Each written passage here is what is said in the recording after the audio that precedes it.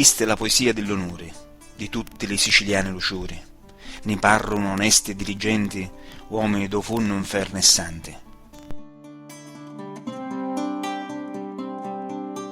Dormi gioia, dormi figlio, dormi sempre che è meglio, già sta terra non c'è fortuna, dormi e vola sopra luna, sogna d'essere un gigante, sogna d'essere tutta la gente, sogna d'essere l'umari, e con tutti i pesci cari.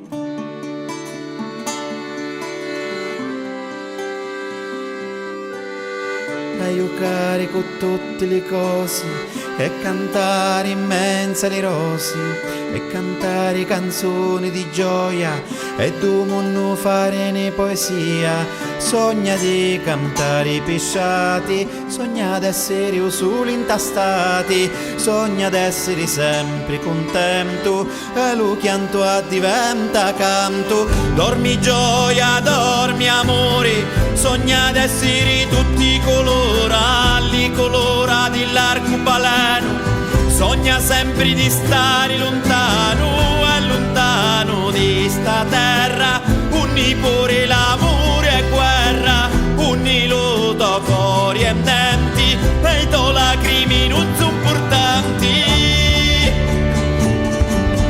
Si dicono d'onore le mafiosi, che sciogliono nell'acito i carosi, che fanno l'estorsione ai commercianti, che sottomesi tengono le genti. Si immazzano tra idri e denari, pavire lo potere comandare, si lignano la bucca dell'onore, non ce n'è uno con il traditore. Già sta terra non c'è fortuna, dormi e vola sopra luna, sogna d'essere l'omari, e con tutti i pesci cari, e io cari con tutte le cose, e cantare immense le rosi, sogna d'essere sempre contento, e lo chianto diventa canto. Dormi gioia, dormi amore, sogna d'essere tutti colorati, colorati l'arcobaleno, sogna sempre di stare lontano e lontano di sta terra, unni pure l'amore e guerra, unni lo cori e denti, e i to lacrimi non sono importanti. Si può chiamare onore sto tormento? Chi c'è d'onore de sto sentimento?